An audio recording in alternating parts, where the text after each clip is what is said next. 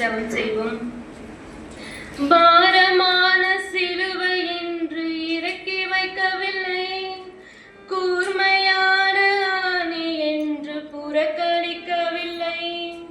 பாரமான சிலுவை என்று இறக்கி வைக்கவில்லை, கூர்மையான ஆணி என்று புறக்கணிக்கவில்லை.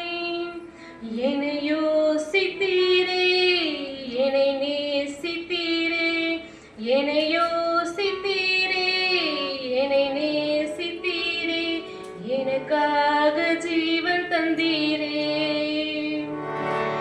எனக்காக ஜீவன் தந்தீரே. எங்களை அதிகமாய் நேசிக்கிறேன் அன்பின் பரலோக பிதாவே, இந்த வேலைக்காக உமக்கு நன்றி செலுத்துகிறோம். உம்முடைய சிலுவை பாடுகளை குறித்து, நீர் பேசின வார்த்தைகளை குறித்து தியானிக்கின்ற வேலைக்காக நன்றி செலுத்துகிறோம். பேசின வார்த்தைகளுக்காய் நன்றி செலுத்துகிறோம். பேச போகிற என்னையும் மறைத்து பேசுங்க. என்னை தாழ்த்தி அர்ப்பணிக்கிறேன். இயேசுவின் மூலம் ஜெபம் கேளும் நல்ல பிதாவே, ஆமென். கர்த்தருடைய பரிசுத்த நாமத்திற்கு ஸ்தோத்திரம். இன்று ஆண்டவராகிய இயேசு கிறிஸ்து சிலுவையில் இருந்து மொழிந்த 6வது வார்த்தையான முடிந்தது என்ற வார்த்தையை குறித்து சிந்திக்கலாம். இதற்கு ஆதாரமான வார்த்தை யோவான் எழுதின சுவிசேஷம் 19ஆம் அதிகாரம் 30ஆம் வசனம். இயேசு காடியை வாங்கின பின்பு முடிந்தது என்று சொல்லி தலையை சாய்த்து ஆவியை ஒப்புக் கொடுத்தார். இயேசு காடியை வாங்கின பின்பு முடிந்தது என்று சொல்லி தலையை சாய்த்து ஆவியை ஒப்புக் கொடுத்தார்.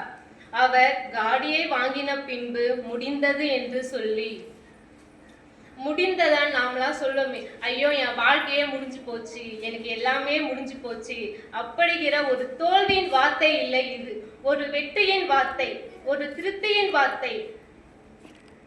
என் தேவன் எனக்கு நியாயமித்த எல்லா கிரியைகளையும் செய்து முடித்தேன் என்று இயேசு ஒரு திருப்தி உள்ளவராக, ஒரு வெற்றியை, என் பிதா எனக்கு என்ன சொன்னாரோ, பிதா எதற்காக என்னை இந்த உலகத்திற்கு அனுப்பினாரோ அந்த காரியத்தை நான் செய்து முடித்து விட்டேன். எனக்கு என் தேவனையும் நியாயமித்த பிதா எனக்கு நியாயமித்த எல்லா காரியங்களையும் நான் நிறைவேற்றி முடித்து விட்டேன். ஒரு வெற்றியாக, ஒரு சந்தோஷமாக சொன்ன வார்த்தை தான் முடிந்தது என்ற வார்த்தை. தேவன் எதற்காக இந்த பூமிக்கு அனுப்பி வைத்தார்? மத்தேயு எழுதின சுவிசேஷம் 1ஆம் அதிகாரம் 21ஆம் வசனம். அவள் ஒரு குமாரனை பெறுவாள், அவருக்கு இயேசு என்று பெயரிடுவாயாக. ஏனெனில் அவர் தமது ஜனங்களின் பாவங்களை நீக்கி அவர்களை ரட்சிப்பார் என்றார். யோவான் சொல்லுகிறார் இயேசுவை பார்த்து, இதோ உலகத்தின் பாவத்தை சுமந்து தீர்க்கிற தேவ ஆட்டுக்குட்டி.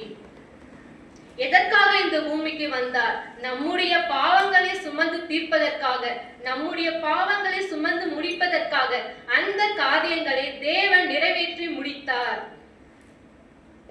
கொலேசையர் 2ஆம் அதிகாரம் 13 - 15 வரை நாம் வாசித்தோம்னா,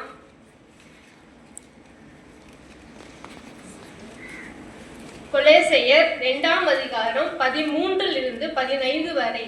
உங்கள் பாவங்களினாலேயும் உங்கள் மாம்ச விருத்தசேதனம் இல்லாமையினாலேயும் மரித்தவர்களாயிருந்த உங்களையும் அவருடைய கூட உயிர்ப்பித்து அக்கிரமங்கள் எல்லாவற்றையும் உங்களுக்கு மன்னித்து நமக்கு எதிரடையாகவும் கட்டளையால் நமக்கு விரோதமாகவும் இருந்த எழுத்தை குலைத்து அதை நடுவில் இராதபடிக்கு எடுத்து சிலுவையின் மேல் ஆணியடித்து 15 துரைத்தனங்களையும் அதிகாரங்களையும் உடைத்துக் கொண்டு வெளியரங்கமான கோலமாக்கி அவைகளின் மேல் சிலுவையிலே வெற்றி சிறந்தார். எதற்காக வந்தாரோ எல்லா காரியங்களையும் சிலுவையை நிறைவேற்றி முடித்தார். சிலுவையிலே வெற்றியை சிறந்தார் என்று பார்க்கிறோம். நம்முடைய சாபத்தை, நம்முடைய எல்லா மீறுதல்களையும், அக்கிரமத்தை, எல்லா துரைத்தனங்களையும், எல்லா அதிகாரங்களையும் தேவன் சிலுவையிலே செய்து முடித்தார். பிதா எதற்காக அனுப்பினாரோ, அவருக்கு என்னென்ன காரியத்தை நியமித்திருந்தாரோ அந்த காரியங்கள் எல்லாம் இயேசுவானவர் எல்லாம் முடிந்தது என்று சொன்னார். பிதா இவருக்கு என்ன சொல்லி இருந்தாரோ, பிதா இவருக்கு என்னென்ன காரியத்தை நியமித்திருந்தாரோ அந்த காரியங்கள் ஒரு காரியத்தையும் கூட முடிக்காம இருக்கவே இல்லை. அதனால தான் இயேசு சொன்னார், எல்லாம் முடிந்தது.